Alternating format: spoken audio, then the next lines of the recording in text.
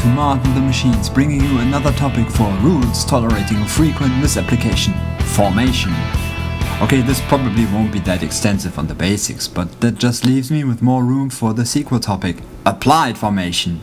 Whoa, I feel really scientisty when saying that, which simply aggravates the difference to the popular dice rolling tabletop game number 2.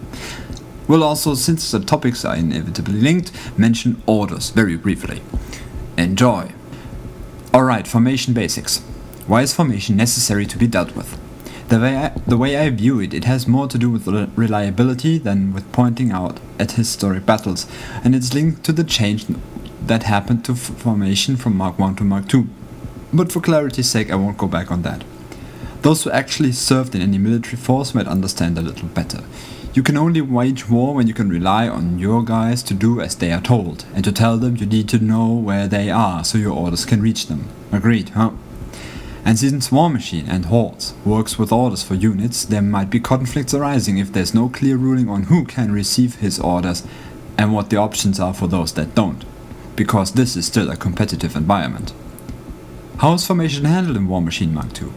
Formation takes up only about half a page in the rulebook, and the most basic sentence is: a model is information if it's within its unit's commander's command range.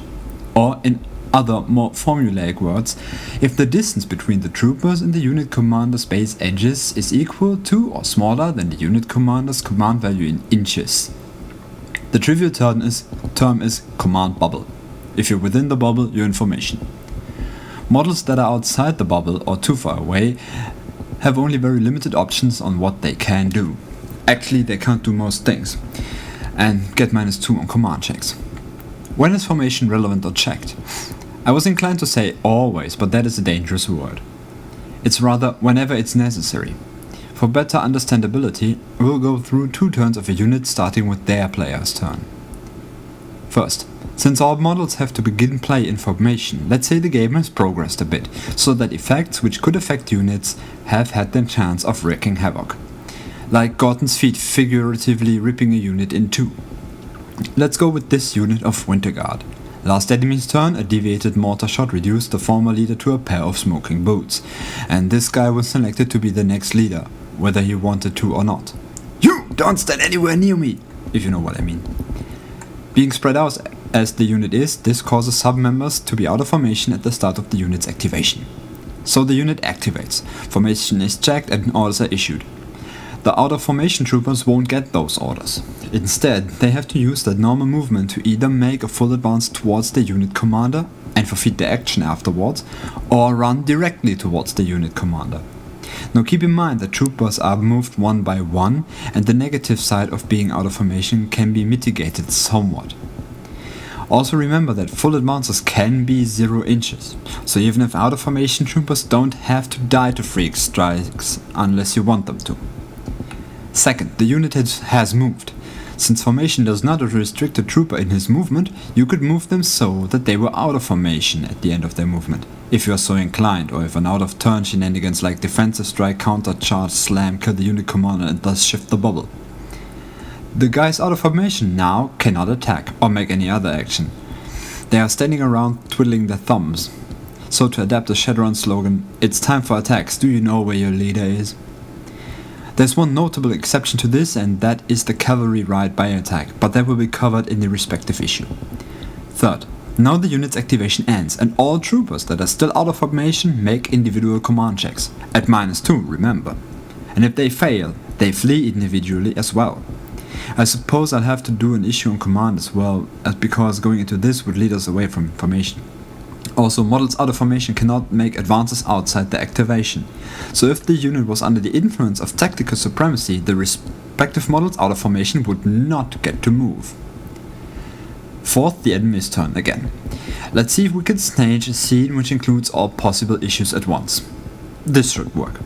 Too bad there is no longer a unit that has a unit-wide riposte or something similar that works out of turn. Too bad, however, is restricted to these examples. Overall, it's a blessing. With these guys who are in formation, everything goes normally.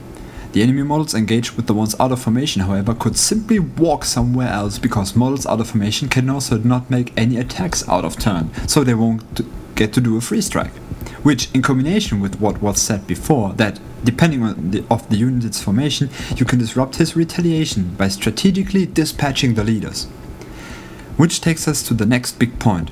What does all this mean on the battlefield?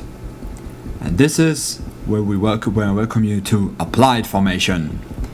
As the rules have shown, units are free in their actual formation so long as the models are within the command bubble. This allows for a large variety. However, there is a conflict when it comes to the choice of how to place them. In every player, there are two wants at conflict. A. The want to, in any given situation, kick the most ass possible, and B. To allow the opponent the least ass kicking in return. Or in short, a want to maximize the ass kicking and a want to minimize the retaliation. The first one calls for a high density of models and attacks, and the second one calls for spreading out, because we know that clogging up means more models will fit under a template, for example. So, should I spread out or should I bunch up? Both have advantages, and some things limit your options. Defensive line and shield wall only work in base-to-base contact, which means that there will be clogging. I'll try to work out the important pros and cons for both. Bunching up has the pro of more models in the same space means generally more attacks, which means more damage. It means that shield wall and defensive line work. It means that bulldozing cavalry charges can be stopped. It allows better movement around terrain. The downside is that it gets victimized by things like overtake, sidestep, berserker, thresher and the like, and it gets hosed by template weapons and spells. Spreading out has the advantages that it minimizes damage from templates and thresher and the like, that it stops overtake and berserker and hinders sidestep, and that warcasters can buffs on a model hanging back. The downside is that on a charge, less models potentially come into contact, which lessens the damage output. It gets hosed by cavalry charges and bulldoze, and it needs a lot more space. So are there any specific formations useful in play? Actually, there are only some I saw or used myself. The rest of our formations are at least Mark I vestiges. Our readers once did the DDK, the Dwarven Double Conga. Defensive line models running in pairs like little schoolboys.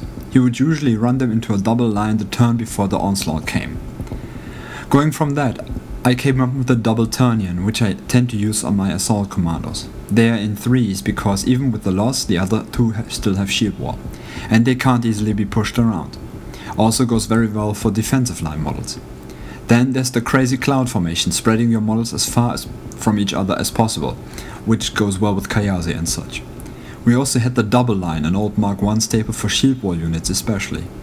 Last is the 1 unit 2 waves, where the unit is split in half, mostly to buffer the impact on a charge on the unit would have, and to set up a counter charge at the same time.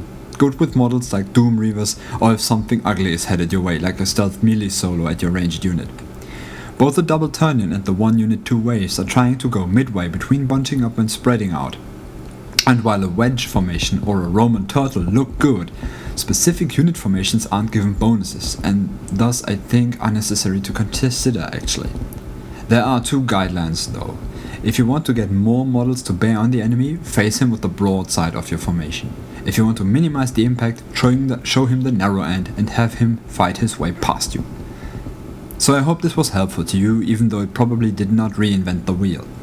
Depending on whether I forgot something or find opportunities to expand it, I might redo this issue in the future. Now check the board, decide to bunch or spread, and then proceed to play them to the wall. Farewell.